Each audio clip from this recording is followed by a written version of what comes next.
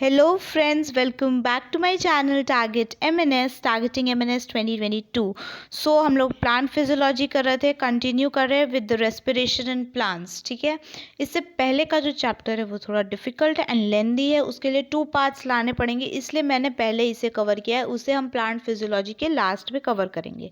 One more thing, मैंने आपसे पूछा था इससे पहले जो वीडियो पब्लिश किया था कि आपको अगर जीके में अगर आपको स्टेट वाइज स्टैटिक चाहिए. ठीक है, कैसे स्टेट वाइज, मतलब जैसे फॉर एग्जांपल आज हमने बिहार को पूरा कवर कर लिया ऐसे करके, उसके बाद हरियाणा को पूरा कवर कर लिया, पूरे 28 स्टेट्स के. तो मैं ऐसा कुछ प्लान कर रही हूँ कि आपके लिए वैसे सीरीज़ लेके आऊँ. ठीक है, तो आप ऐसा चाहते हैं कि नहीं, यू गाइज वांट दैट कि नहीं, ये मुझे ज़रूर बता दीजिए एक बार कमेंट में, क्योंकि इससे पहले वाले वीडियो में भी मैंने आपसे पूछा था, ओनली 1 कमेंट वाज देयर कि हाँ ऐसा चाहिए सीरीज़. ठीक है, तो आप एक बार और कंफर्म कर दीजिए, इसके भी नीचे बता दीजिएगा कमेंट में कि आपको चाहिए कि नहीं, तो अकॉर्डिंगली उसी हिसाब से फिर मैं ऑर्गेनाइज करूँगी. ठीक है, स्टार्ट करते हैं आज का रेस्पिरेशन इन प्लांट्स. ह्यूमंस में रेस्पिरेशन रेस्पिरेटरी सिस्टम्स होता है. वी ऑल नो कि नॉस्ट्रल से शुरू होता है, एल्वियोलाई, लंग्स, ये सब इंक्लूड होता है, ट्रेकिया और ब्रोंकियल्स, ब्रोंकाई, ये सब. ठीक है, बट प्लांट्स की अगर बात करें तो रेस्पिरेशन कैसे होता है, एरोबिक भी होता है, एनारोबिक भी होता है. येस गाइस, एरोबिक भी होता है, एनारोबिक भी होता है. ह्यूमंस में सिर्फ एरोबिक होता है, एज वी ऑल नो. ठीक है, तो क्या है ये रेस्पिरेशन इन प्लांट्स की बात कर रहे हैं हम सिर्फ, तो प्लांट्स में ये एक एंजाइमेटिक प्रोसेस है. क्या है एंजाइमेटिक? क्या ह्यूमंस में किसी एंजाइम की जरूरत पड़ती है रेस्पिरेशन के लिए? No, but in plants enzymes are required. Okay, which is also known as internal respiration. Plants में जो रेस्पिरेशन होता है उसे इंटरनल रेस्पिरेशन भी कहते हैं, टिश्यू रेस्पिरेशन भी कहते हैं, डार्क रेस्पिरेशन भी कहते हैं, सेल्यूलर रेस्पिरेशन भी कहते हैं, एंड माइटोकॉन्ड्रियल रेस्पिरेशन भी कहते हैं.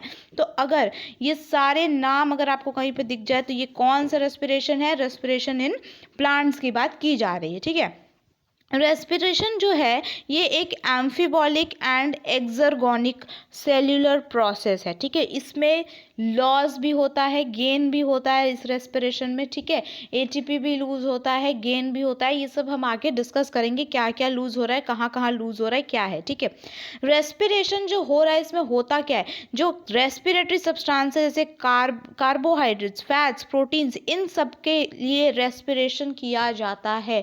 जो आपके कार्बोहाइड्रेट से ग्लूकोज जो है, मेनली ग्लूकोज मतलब कार्बोहाइड्रेट आ जाएगा उसमें. ठीक है, ग्लूकोज जो है उसका ब्रेक डाउन किया जाता है.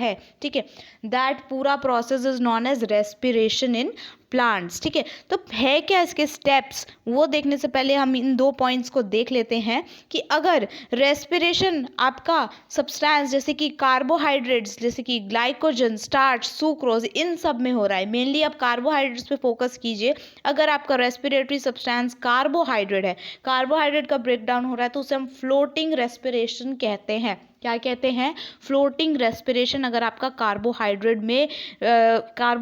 एज अ रेस्पिरेटरी सब्सटेंस हम ले रहे हैं, बट अगर हम प्रोटीन को एज अ रेस्पिरेटरी सब्सटेंस ले रहे हैं तो प्रोटोप्लाज्मिक रेस्पिरेशन, ये याद हो जाएगा, प्रोटो एंड प्रोटीन. ठीक है, तो यहाँ से याद हो जाएगा protoplasmic respiration. Protein is used as a respiratory substance, but if carbohydrate is use then it is floating respiration. ठीक है, नेक्स्ट एरोबिक रेस्पिरेशन. मैंने आपको बोला कि प्लांट्स में दोनों रेस्पिरेशन होते हैं, एक एरोबिक होता है, एक एनारोबिक होता है. एनारोबिक को फर्मेंटेशन के भी बोलते हैं. ठीक है, प्लांट्स में. तो एरोबिक की पहले बात करते हैं. एरोबिक में क्या है? एरोबिक मतलब कि सारा positive condition, we can say सारा पॉजिटिव कंडीशन. कैसे कि आपको उसमें ऑक्सीजन की जरूरत पड़ती है एरोबिक में. ठीक है, the carbon which utilise in it they release in a form of CO2. CO2 के फॉर्म में कार्बन डाइऑक्साइड निकलता है, कार्बन डाइऑक्साइड. ठीक है, ऑक्सीजन यूज होता है, कार्बन डाइऑक्साइड रिलीज होता है. और ये कहाँ पे होता है आपका एरोबिक रेस्पिरेशन? वेरी इंपॉर्टेंट, यहाँ से क्वेश्चन बन सकता है. Cytoplasm and mitochondria, 2 sites are there जहाँ पे आपका एरोबिक रेस्पिरेशन इन प्लांट्स देखने को मिल सकता है. कंप्लीट ऑक्सीडेशन होता है, वेरी इंपॉर्टेंट. एंड ATPs कितने फॉर्म होते हैं ये भी पूछा जाता है. सो अगर एरोबिक रेस्पिरेशन आपका प्लांट्स में हो रहा है तो 36 to 38 ATPs फॉर्म होते हैं, ठीक है। तो एक बार वापस से देख लेते हैं क्या होता है। ऑक्सीजन यूटिलाइज होगा, कार्बन डाइऑक्साइड रिलीज होगा। टू प्लेसेस में होता है aerobic respiration in plants, that is cytoplasm and mitochondria. Complete oxidation के साथ होता है एंड 36 to 38 ATPs बनते हैं आपके एरोबिक रेस्पिरेशन इन प्लांट्स में, ठीक है। नेक्स्ट एनारोबिक की बात करते हैं, टोटली ऑपोजिट, ठीक है, totally opposite to aerobic, that is incomplete oxidation होगा। हमने देखा वहाँ पे ऑक्सीजन था तो यहाँ पे ऑक्सीजन नहीं होगा। वहाँ पे हमने देखा एरोबिक में कि साइटोप्लाज्म एंड माइटोकॉन्ड्रिया दोनों में हो रहा था, बट यहाँ पे सिर्फ एनारोबिक साइटोप्लाज्म में होता है।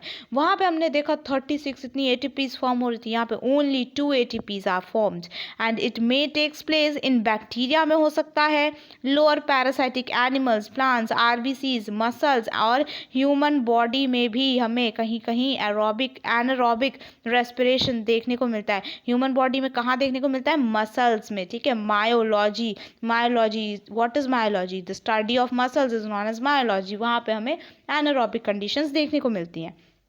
नाउ वापस back to the respiration in plants. Steps होते हैं कि प्लांट्स में रेस्पिरेशन हो रहा है, तो 4 स्टेप्स होते हैं। इस पूरे चैप्टर में सिर्फ आपको 4 स्टेप्स एक्सप्लेन किया गया है। बहुत हार्ड लगता है ये चैप्टर, सब कुछ भी नहीं है, सिर्फ 4 स्टेप्स पढ़ने हैं। पहला ग्लाइकोलाइसिस, ठीक है। ये ग्लाइकोलाइसिस होता है, क्या होता है? ग्लूकोज जो है वो पायरुविक एसिड में कन्वर्ट हो जाएगा। क्या होगा? ग्लूकोज जो है पायरुविक एसिड में कन्वर्ट हो जाएगा। सेकेंड इज लिंक रिएक्शन और गेटवे रिएक्शन। लिंक रिएक्शन में जो आपका पायरुविक एसिड है वो एसिटाइल को ए एंजाइम बन जाएगा, ठीक है, एसिटाइल को ए बन जाएगा। Then we have Krebs cycle. Krebs cycle पूरा चलता है और 6 कार्बन वाला जो मॉलिक्यूल है वो पहले 5 एंड देन 4 कार्बन का हमें एक मॉलिक्यूल मिलता है। उसके बाद अलग से है that is electron transport system. इसे हम एक अलग पार्ट में कवर करेंगे, इसमें उतना कुछ इंपॉर्टेंट नहीं है। मेन जो है आपका ग्लाइकोलिसिस, लिंक रिएक्शन, जो कि लिंक रिएक्शन आपके अच्छे से एक्सप्लेन नहीं किया हुआ है NCERT में, एंड देन क्रेब्स साइकिल। तो यहाँ पे ये होते कहाँ कहाँ हैं? ग्लाइकोलिसिस हमें कहाँ देखने को मिलता है? साइटोप्लाज्म के, प्लांट के साइटोप्लाज्म में हमें ग्लाइकोलिसिस देखने को मिलता है। लिंक रिएक्शन, जिसे हम गेटवे रिएक्शन भी कहते हैं, ये हमें माइटोकॉन्ड्रियल मैट्रिक्स में देखने को मिलता है। माइटोकॉन्ड्रियल मैट्रिक्स में हमें 2 चीज़ें मिलती हैं, एक तो लिंक रिएक्शन और क्रेब्स साइकिल, दोनों के दोनों हमें माइटोकॉन्ड्रियल मैट्रिक्स में मिलेंगे। ग्लाइकोलिसिस सबसे ऊपर वाला हमने देखा कहाँ देखने को मिलेगा? साइटोप्लाज्म में। And ETS that is electron transport system, ये हमें इनर माइटोकॉन्ड्रियल मेम्ब्रेन में देखने को होता है। ऐसे एक ये मेम्ब्रेन हो गया, दूसरा ये मेम्ब्रेन हो गया एंड तीसरा ये मेम्ब्रेन हो गया। तो ये जो बीच वाला मेम्ब्रेन है इसमें हमें देखने को मिलता है इनर माइटोकॉन्ड्रियल मेम्ब्रेन में क्या? ETS that is electron transport system. तो हम यहाँ पे ये 3 स्टेप्स डिस्कस करने वाले हैं। Without wasting any time let's start. Glycolysis. Glycolysis क्या होता है? ये कॉमन होता है एरोबिक एनारोबिक दोनों रेस्पिरेशन के लिए, ठीक है। यहाँ पे ये जो चारों स्टेप्स है ये कौन से रेस्पिरेशन का है? एरोबिक और एनारोबिक। तो दिस इज फॉर बोथ, ठीक है। ग्लाइकोलिसिस जो है इसमें से दोनों में होता है, आपके एरोबिक में भी देखने को मिलेगा, एनारोबिक में, दोनों में पहला स्टेप क्या है? Glycolysis. This was given by Gustav Emden, Otto Meyerhoff and J. Parnas, ठीक है। ये जो ग्लाइकोलिसिस का कंसेप्ट है ये इन तीनों के द्वारा दिया गया था। अब इन तीनों में जो ये लेटर्स इंपॉर्टेंट आ रहे हैं, एक यहाँ पे E इंपॉर्टेंट है, यहाँ पे M important and P important है, ठीक है। तो ग्लाइकोलिसिस को हम लोग EMP पाथवे भी कहते हैं। क्या कहते हैं? EMP pathway, because of Embden and Meyerhof and Parnas, इसे हम EMP पाथवे के नाम से भी जानते हैं, ठीक है। इस बात का ध्यान रखेंगे। Now in plants this glucose is derived from sucrose and product of photosynthesis. हमने देखा कि प्लांट में नॉर्मली फोटोसिंथेसिस हुआ एंड फोटोसिंथेसिस में हमें क्या मिला? ग्लूकोज, सुक्रोज मिला था लास्ट, सुक्रोज से बन गया था ग्लूकोज, ठीक है। यहाँ तक हमने फोटोसिंथेसिस में देखा। अब इस ग्लूकोज का क्या होगा वो हम इस चैप्टर में देखते हैं, ठीक है। तो ग्लूकोज का अब क्या होता है? ग्लाइकोलिसिस किया जाता है। क्या होता है? यहाँ पे सारे स्टेप्स है, देखेंगे।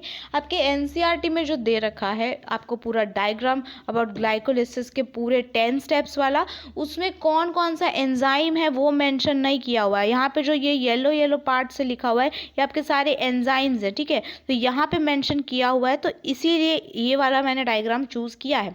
ग्लूकोज जो होता है पहले स्टेप में आपकी एक एटीपी यूज़ हो जाती है and with the help of hexokinase enzyme glucose 6 phosphate में कन्वर्ट हो जाता है। सेकेंड इज फॉस्फोग्लूकोआइसोमरेज, ठीक है, ये आपका फ्रुक्टोज 6 फॉस्फेट में कन्वर्ट कर देता है किसको, ग्लूकोज 6 फॉस्फेट को। देन फॉस्फोफ्रुक्टोकाइनेज, ये भी आपका जो थर्ड होता है, यहाँ पे भी एक एटीपी रेड्यूस होता है, आपका एक एटीपी यूज़ होता है, ठीक है। फिर फ्रुक्टोज 6 फॉस्फेट से फ्रुक्टोज 1,6 बिस फॉस्फेट, ठीक है। ये आपका यहाँ पे फिर एल्डोलेज एंजाइम यूज़ होके आपका ग्लिसरेल्डिहाइड बनाता है एंड डीहाइड्रो एसीटोन फॉस्फेट बनाता है, ठीक है। और या तो ये बनाएगा या तो ये बनाएगा। अगर ये वाला बनाया तो ये आगे स्टेप्स में बढ़ जाएगा, और अगर ये वाला बनाया तो इसको पहले DHAP को पहले आपको G3P में कन्वर्ट करना पड़ेगा। उसके बाद आपका यहाँ पे आइसोमरेज एंजाइम लगता है, ठीक है, आइसोमरेज एंजाइम लगता है एंड आइसोमरेज एंजाइम आपका यहाँ पे फिर क्या बनाएगा, 1,3 बिसफॉस्फोग्लिसरेट, क्या बनाएगा, 1,3 बिसफॉस्फोग्लिसरेट। तो आपने देखा फर्स्ट स्टेप में आपका एटीपी यूज़ हुआ था, दूसरा इस एटीपी आपका थर्ड स्टेप में यूज़ हुआ था, एक यहाँ पे आपका 7th स्टेप में एटीपी यूज़ हो रहा है, आप यहाँ पे देख सकते हैं, ठीक है, फॉस्फोग्लिसरोकाइनेज में, ठीक है। फिर 3 फॉस्फोग्लिसरेट बना, फिर 2 फॉस्फोग्लिसरेट बना, then phosphoenol pyruvate that is known as PEP, and last में आपका पायरुवेट बन जाता है। ये आपके 10th स्टेप है। तो जो आपका 1, 3 एंड 10th स्टेप है ये बहुत इंपॉर्टेंट होता है। यहाँ पे ध्यान से देखिए, in first step the enzyme catalyse the reaction hexokinase enzyme लगा था हमें पहले स्टेप में, यहाँ पे हमने देखा, ठीक है। उसके बाद and 1 ATP is use, first step में भी एक ATP यूज हुआ था और हेक्सोकाइनेज एंजाइम लगा था। In second step isomerase enzyme use हुआ था, कौन सा एंजाइम, आइसोमरेज। थर्ड स्टेप में फॉस्फोफ्रुक्टोकाइनेज यूज हुआ था और यहाँ पे भी एक ATP यूज हुआ था, यहाँ पे भी आपका एक ATP यूज हुआ था। फोर्थ में एल्डोलेज यूज हुआ था, ठीक है। ऐसे ये जो 4 आगे के स्टेप्स है ना, इनके एंजाइम इंपॉर्टेंट है, इसलिए मैंने अलग से मेंशन किया। और ATP कहाँ कहाँ यूज हो रहा है, first step, third step, 7th and 10th step पे। Now first, third and 10th step are central points of glycolysis. क्यों सेंट्रल पॉइंट ऑफ ग्लाइकोलिसिस, मतलब कि ये इरिवर्सिबल नहीं है, बाकी जितने स्टेप्स हैं ना वो रिवर्स कर सकते हो, आप उसे रिवर्स कर सकते हो, बट ये जो है ना first, third and 10th step, यहाँ पे आपको पता है ATP का यूज़ हो रहा है, यहाँ पे ये आप रिवर्स नहीं कर सकते हो, ठीक है। यहाँ पे जो आपका पूरा ग्लाइकोलिसिस का प्रोसेस है उसमें आपको 2 ATPs का गेन भी होता है। जहाँ आपने 4 ATPs लूज़ किया, आपको 2 ATPs का गेन हो रहा है, और 2 NADH2, 2 मॉलिक्यूल्स ऑफ NADH2 इसका भी गेन होता है। तो ग्लाइकोलिसिस में एट लास्ट हमें क्या मिल रहा है इस प्रोसेस से, वो देखना इंपॉर्टेंट है कि पाइरुवेट मिल रहा है एक तो, और दूसरा 2 ATP मिल रहा है प्लस 2 NADH2 मिल रहा है, ठीक है, ये इंपॉर्टेंट है। Next, fermentation, anaerobic condition. Anaerobic में भी आपको ग्लूकोज मिल गया, ठीक है। अब क्या होगा, ग्लूकोज से तो आपने यहाँ तक देखा कि ये मिल गया आपको, पायरुविक एसिड मिल गया, ये पूरा ग्लाइकोलिसिस का प्रोसेस है यहाँ तक पायरुविक एसिड का। बट उसके बाद क्या होता है, लैक्टिक एसिड बन जाता है, ठीक है। जो पायरुविक एसिड है उससे आपका लैक्टिक एसिड बन जाता है, और यहाँ पे आपका एनारोबिक वाला कंडीशन जो है खत्म हो जाता है, पूरा रेस्पिरेशन हो गया, लैक्टिक एसिड बन गया। आपने देखा है जब आप बहुत ज़्यादा एक्सरसाइज कर लेते हो हमारी भी बॉडी में, तो लैक्टिक एसिड बन जाता है, राइट, वहाँ पे क्योंकि ऑक्सीजन की कमी हो जाती है और हमारी बॉडी जो है एनारोबिक कंडीशंस में चली जाती है, ठीक है। तो ऐसा ही प्लांट्स में हुआ। नाउ अब हम देख रहे हैं कि ये तो हमारा एनारोबिक वाला था कि पायरुविक बना तो लैक्टिक एसिड बन गया, बट एरोबिक में क्या हुआ, एरोबिक में जब आपका पायरुवेट बन गया, ग्लाइकोलिसिस हो गया, उसके बाद लिंकिंग रिएक्शन होता है। लिंकिंग रिएक्शन में क्या होता है, जो 2 मॉलिक्यूल्स हमको मिले हैं, 2 मॉलिक्यूल्स मिले हैं पायरुविक एसिड के, वो 2 को एक एंजाइम के साथ, ठीक है, मिलकर कौन सा एंजाइम यहाँ पे यूज होता है, that is pyruvate dehydrogenase complex. ये इंपॉर्टेंट एंजाइम का नेम है, पायरुवेट डीहाइड्रोजिनेज। ये एंजाइम ही आपका पूरा लिंकिंग रिएक्शन कराता है और 2 पायरुविक एसिड को 2 एसिटाइल को ए में कन्वर्ट करता है और 2 कार्बन डाइऑक्साइड्स के मॉलिक्यूल्स रिलीज होते हैं, ठीक है। इंपॉर्टेंट क्या है कि 2 पायरुविक एसिड से 2 एसिटाइल को ए बन रहा है, आपका लिंकिंग रिएक्शन है। एनसीईआरटी में लिंकिंग रिएक्शन ये पार्ट दे रखा है, बट लिंकिंग रिएक्शन का जो साइकिल है वो कैसे, वो नहीं दे रखा है। तो आपने एनसीईआरटी में ना क्रेब्स साइकिल में ये वाला प्रोसेस यहाँ का जो है ना ये पार्ट देखिए तो आपको दिखेगा वो पूरा वहाँ पे लिंकिंग रिएक्शन ही है। आपके ऊपर लिख दिया है पायरुविक एसिड और डायरेक्ट फिर एसिटाइल कोए लिख दिया है, तो वो है क्या, पायरुविक एसिड से एसिटाइल कोए कैसे बना, लिंकिंग रिएक्शन से, या फिर इसे गेटवे रिएक्शन भी कहते हैं। ठीक है, नेक्स्ट लिंकिंग रिएक्शन यहाँ पे आप अच्छे से देखिए कि आपका ये पायरुवेट है, ऐसा कुछ पायरुवेट है, यहाँ पे आपका स्प्लिट पायरुवेट वाला सिस्टम चलता है। कौन सा एंजाइम यूज़ होता है, that is pyruvate dehydrogenase complex का यहाँ पे यूज़ होता है। ठीक है, और ये जो पायरुवेट है आपका, ये सबस्ट्रेट इनके साथ ऐसे सबस्ट्रेट से जुड़ जाता है, सबस्ट्रेट इसके पास, और एसिटाइल को ए बन जाता है। अब यहाँ पे जो CO2 का 2 मॉलिक्यूल मिला था वो क्या है, आपका वेस्ट है। ध्यान से देखिए यहाँ पे लिखा है वेस्ट है, क्या है, वेस्ट है।